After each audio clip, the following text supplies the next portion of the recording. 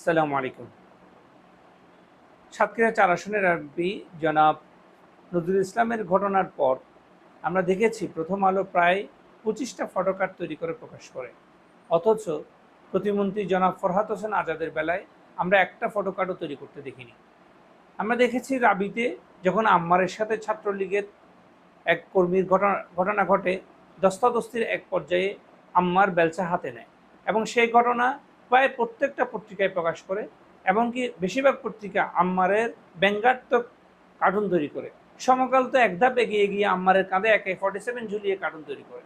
অথচ ওই দিনই ছাত্রদলের এক কর্মীর হাতে এক সাধারণ ছাত্র আহত হয়।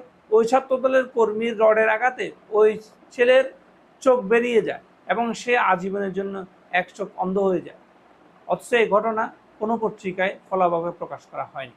এখন এই ঘটনাগুলো প্রকাশ করা বা না করার জন্য প্রধানমন্ত্রীর দফতর কিংবা বিএমপি থেকে বলে দেওয়া হয়েছে বলে আমি বিশ্বাস করি না। আমি মনে করি মিডিয়াগুলো স্বপ্রণোদিত হয়ে এই কাজগুলো করছে। কারণ গত ১৭ বছরে আমরা দেখেছি কিভাবে হাসিনাকে তারা ধাপে ধাপে ফ্যাসিস্ট হতে সহযোগিতা করেছিল। এখন এই কুত্তাগুলো আবার হাড্ডির আশায় এই কাজগুলো করা শুরু করেছে।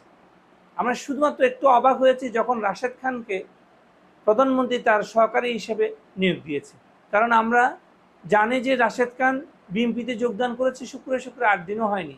তাছাড়া ওনার রাজনৈতিক ক্যারিয়ারও এমন কোনো বড় ক্যারিয়ার নয় এবং ওনার মধ্যে এমন কোনো এক্সট্রাঅর্ডিনারি আমরা যোগ্যতা দেখতে পাই না। হ্যাঁ, আমরা দুইটা যোগ্যতা ওনার মধ্যে দেখি, সেটা হচ্ছে উনি ভালো চাটতে জানে এবং চড়তে জানে। আমরা দেখি যখন উনি টকশোগুলোতে আসে কিভাবে চাটাচাটি করে এবং ওনার বিপরীতে যিনি থাকে কিংবা কোনো প্রশ্ন যদি ওনার মন মতো না হয় তাহলে উনি চটে গিয়ে কিভাবে উনি আক্রমণাত্মক কথাগুলো বলতে থাকে সেটা আমরা দেখতে পাই। এর থেকে আমরা এতটুকু বলতে পারি উনি বাংলাদেশে একটি নতুন ধারার প্রবর্তন করেছেন। সেটা হচ্ছে চাটাচাটি হচ্ছে পিলার অফ সাকসেস এবং খাটাখাটির দিন শেষ, চাটাচাটিরই বাংলাদেশ। ধন্যবাদ।